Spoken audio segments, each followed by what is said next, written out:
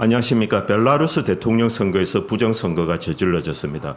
역시 사전선거에서 부정이 저질러졌습니다. 한국과 러시아처럼 사전선거에서 이 유령표를 제조해서 이제 득표에 추가한 것으로 그렇게 추정이 되고 있습니다. 먼저 동영상을 잠깐 보시도록 하겠습니다. 이것은 영국 가디언지에서 입수한 동영상인데요. 여기 이제 핑크색 옷을 입은 여자는 선관위 직원입니다. 실제 직원이고요. 이 경찰이 사다리 밑에서 보고 있는 하에서 이 무슨 어떤 투표 용지가 담긴 봉투 같은 것을 이제 들고 내려왔습니다. 배낭을 들고 내려왔고 이 장면 자체는 내려오는 장면만 찍혔는데 아마 바꿔 친 것으로 그렇게 추정하고 있습니다. 물론 이 동영상 자체가 부정선거에 대한 증거는 되지 못합니다. 그러면은 야당은 어떤 이유로 이제 부정선거라고 확신을 하고 이렇게 그 대규모 시위를 하고 있는지 한번 들어보도록 하겠습니다. 이 첫 번째 이유는 Independent Observers, 그러니까 이 독립적인 감시단체, 뭐 아마 시민으로 조직된 어떤 선거 감시단체 같아요. 이 감시단체가 이 투표소에 들어가지 못하도록 만들었다고 합니다. 즉, 이 투표소가 어떤 감시 기능이 없는 상태에서 그 안에서 무슨 짓이 벌어지고 있는지 모르는 그런 상황에서 이제 투표가 지루어졌다고 합니다. 두 번째 이유는 서유럽에서 파견한 뭐 영국, 독일, 프랑스 이런 데겠죠. 이런 데서 선거 감시인들이 이제 감시단체가 들어왔는데 이들이 이 투표소에 들어오지 못하게 만들었다고 합니다. 즉, 이 투표소에서는 이제 서유럽에서 파견한 선거 감시단체도 들어올 수 없었고, 이제 벨라루스 이 시민들이 조직한 어떤 독립적인 선거 감시단체도 이제 들어올 수 없었다. 그 다음 가장 중요한 것은 사전선거입니다. 즉, 일요일에 이 투표소를 열었는데 이 공식적인 기록에 따르면 무려 이 전체 투표의 40%가 사전선거에서 이루어졌다고 합니다. 우리나라 같은 경우는 33%죠. 자, 처음에 우리나라 부정선거에서 사전선거 투표율이 지나치게 높다. 그 얘기가 잠깐 나왔습니다. 즉, 어떤 가공된, 뭐 제가 추정하기로는 한 200만 표 정도의 유령표가 사전 투표에 이제 들어갔다고 생각하는데 벨라루스도 마찬가지입니다. 벨라루스 같은 경우는 전체 투표의 40%가 사전선거에 일어났다. 이렇게 이제 주장되고 있습니다. 이것은 러시아도 마찬가지입니다. 얼마 전에 치러진 러시아 이제 부정선거도 역시 일주일 동안 이 블록체인을 이용한 온라인 사전선거를 했었습니다. 그러니 이거는 뭐 그냥 푸틴이 완전히 이 조작판을 깐 거죠. 심지어 많은 러시아 국민들은 아예 이것은 뭐 선거 결과도 볼 필요가 없다고 해서 심지어 이 투표 행위를 포기하는 그런 지경에 이르렀습니다.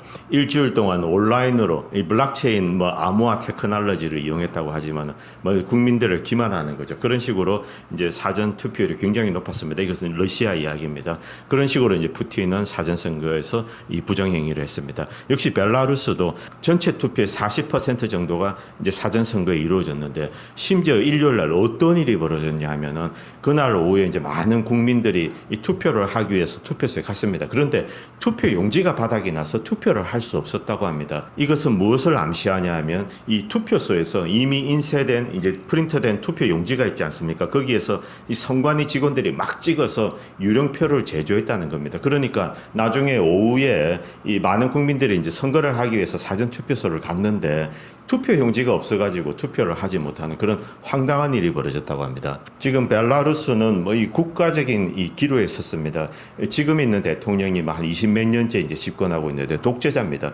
이 독재자인데 루카셴코가 이제 이 국민들이 대규모 저항을 하니까 지금 현재는 이 경찰만 나와 있습니다. 그런데 군인들이 뒤에서 준비를 하고 있다고 합니다. 그러나 시위는 점점 더 격렬해지고 있고요. 그래서 혁명이 일어날 것인가 아니면은 이 폭압적인 이제 진압이 일어날 것인가, 이게 벨라루스가 굉장히 심각한 상황입니다. 그래서 지금 군인들이 대기하고 있기 때문에 뭐 심지어 미국 국무부 이제 폼페오부터 해서 뭐 서유럽 난리가 났습니다. 각국의 외무장관들이 벨라루스에서 유혈 사태가 벌어지지 않도록 지금 적극적으로 개입하고 있는 상황입니다. 뭐 이틀 사이에 굉장히 심각한 상황으로 이제 치닫고 있는데요. 뭐 어저께는 황당한 일이 벌어졌습니다. 이 알렉산더 루카셴코 지금 대통령이 모바일 폰의 인터넷 기능을 완전히 블락시켰습니다. 즉 지금 이 모바일 폰으로는 인터넷이 전혀 되고 있지 않습니다. 그래서 시위대들이 뭐 서로 연락을 하고 이런 게 잘 안 됩니다. 이런 식으로 이제 시위대를 해산시키려고 하는데 조만간에 내일쯤이면은 이 전국적으로 이 라인 유선 인터넷망도 완전 완전히 폐쇄시킬 이제 그런 준비를 하고 있다는 겁니다. 즉 벨라루스를 외부 세계에서 완전히 고립시키는 겁니다. 일단 시위에 참가한 사람들이 뭐 자기들이 영상을 찍어서 올리고 또 정보를 전달하고 이런 기능이 완전히 마비가 된 상태입니다. 그래서 지금 시위대들이 이제 이 모바일 폰으로 동영상을 찍어서 서로 이제 전달하고 또 어느 지역에 만나자 이런 집회 시위를 하다 보면은 서로 간에 이제 인포메이션을 정보를 주고받는 일이 있지 않습니까? 그런데 그거 자체가 이제 지금 완전히 막힌 상태입니다. 아직까지는 이 라인 그 유선 인터넷망은 이제 벨라루스에서 가동되고 있다는데 그것도 이제 내일쯤이면 끊어버리지 않을까 뭐 그렇게 추정되고 있습니다. 여러분들 부정선거가 일어나고 인터넷망이 마비된 사건 좀 들어보셨을 겁니다. 바로 콩고에서 있었습니다. 콩고에서 부정선거가 터지고 나서 이 시위가 이제 격화되니까 이 콩고 전역의 인터넷망이 완전히 마비가 됐습니다. 그때 당시는 유선 인터넷도 다 마비가 됐습니다. 지금 벨라루스는 일단은 이 모바일 인터넷망만 이제 마비된 상태인데 뭐 조만간에 내일이나 모레쯤이면 유선 인터넷망도 마비가 되지 않을까. 그래서 이 루카셴코 대통령이 완전히 이 전국적으로 이제 폰 라인하고 그러니까 전화 라인도 다 차단하고 인터넷 트래픽도 인타이얼리 완전히 차단하는 이런 루머가 현재 돌고 있다고 합니다. 일단 벨라루스의 야당 대통령 후보는 지금 리투아니아로 일단 피신해 있다고 합니다. 뭐 거의 쫓겨나는 거나 다름이 없었다고 하는데요. 이 여성이 이제 좀 젊은 여성이 대통령 후보로 나와서 이제 인기를 끌다가 지금 공식적으로는 이제 패배한 것으로 돼 있는데 이 여성의 사연도 좀 재미있습니다. 이 남편이 이 굉장히 유명한 이제 반정부 블로거였습니다. 그런데 이 사람이 구속이 되자 이 여성이 그냥 바로 이제 자기가 대통령 하겠다고 뛰어들었습니다. 그래서 뭐 다른 야당 경쟁자를 물리치고 대통령 후보가 되어서 이제 이 선거를 치렀는데 굉장한 인기를 얻다가 이번에 이제 패배하게 되면서 또 부정선거 이슈까지 가세해서 지금 이런 상황으로 치닫고 있습니다. 사실 오늘 방송의 목적은 뭐 벨라루스 사태에 대해서 설명을 한다기보다 벨라루스는 어떤 방식으로 부정선거를 저질렀을까 뭐 그것이 가장 저희 큰 관심사였습니다. 역시 사전선거였습니다. 사전선거에서 유령표를 제작해서 이제 그것을 이 투표함에 집어넣는 거죠. 그런 방식이 사실 가장 수월한 이 부정선거 방식이기 때문에 특히 지금 이 팬데믹 때문에 이 사전선거에서 부정선거를 획책하는 무리들이 대단히 많습니다. 그리고 지금 이 세계에서 선거가 벌어지면은 계속 부정선거가 계속 줄줄이 따라오고 있는데 물론 미국 역시 이 부재자 투표, 우편 투표도 역시 사전선거입니다. 거기서 지금 민주당이 부정선거를 획책하고 있는데요. 자, 러시아, 한국부터 시작했죠.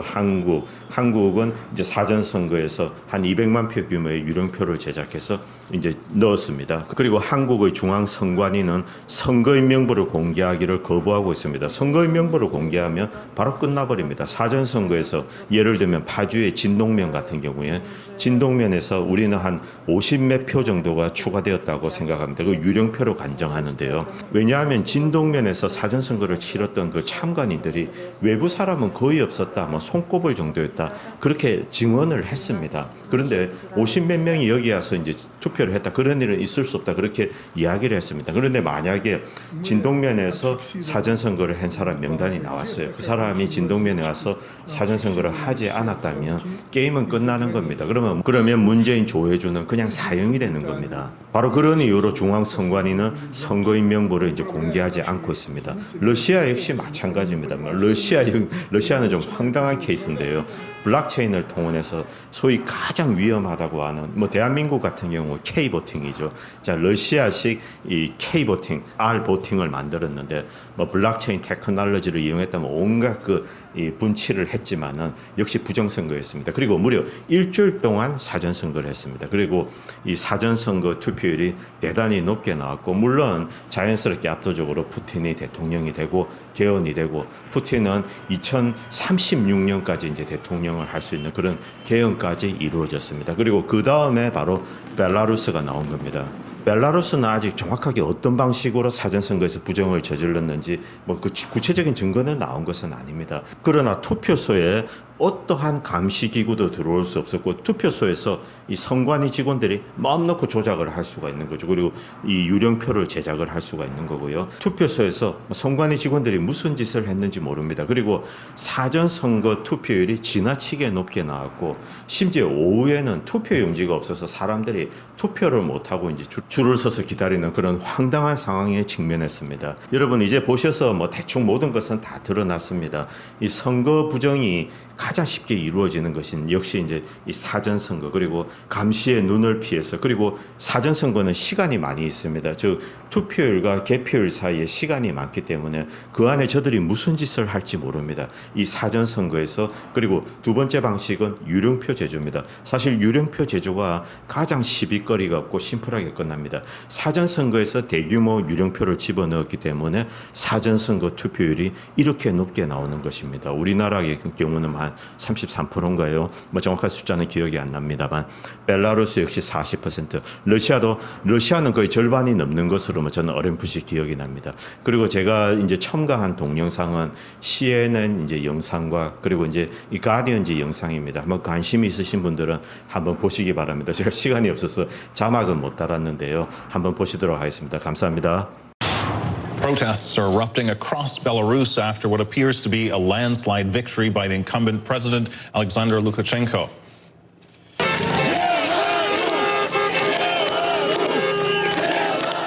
You can see thousands of people took to the streets in the capital city of Minsk and elsewhere around the country. The opposition candidate and political observers both say the numbers have been blatantly falsified. So let's see how Europe is reacting to those scenes in Belarus.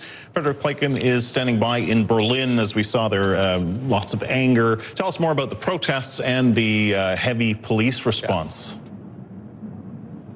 Hi there, Kim. Well, they really are pretty much unprecedented protests that have been going on in Belarus overnight. Really started as the polls closed there and the first exit polls came out with, as you noted, allegedly showing that Alexander Lukashenko, who's been in power for 26 years, had won a landslide victory. He was somewhere above or below 80%, according to those official exit polls. Of course, the opposition says they don't believe that that's the case. The woman who's his main challenger in all of this, Svetlana Tikhanovskaya, she says she does not believe that these results are true. The opposition believes that they are actually the ones who won this election. And certainly, look, if you look at the run-up to that election, you could see that they were drawing very, very large crowds. There's a lot of people inside Belarus who were clearly vying for change, who wanted change, and who continue to want change. And that anger unloaded on the streets of Minsk and other cities as well. Now, what we've been gauging and looking at when you see the pictures of those protests, it did look as though those protests were largely peaceful and that security forces then tried to arrest people, and that's when things got out of hand and got out of control. One of the things that was also seen as the vote was actually still going on was that the military was also being drawn around Minsk. So certainly some of those riot control forces seem to be from the Belarusian military as well. So certainly a very, very difficult situation there in Belarus right now. The opposition at this point in time not saying that they are going to recognize these results. And so right now, it really is going to be very interesting to see where all of this goes. Certainly right now, it seems as though Belarus is in a place where it hasn't been in the past 26 years with the rule of Alexander Lukashenko. It certainly looks like this is the first real challenge that he's had. And there are certainly a lot of people, as we can see from the folks that turned out there on the streets, who simply say they don't believe that the results that came down from this election are correct, Kim.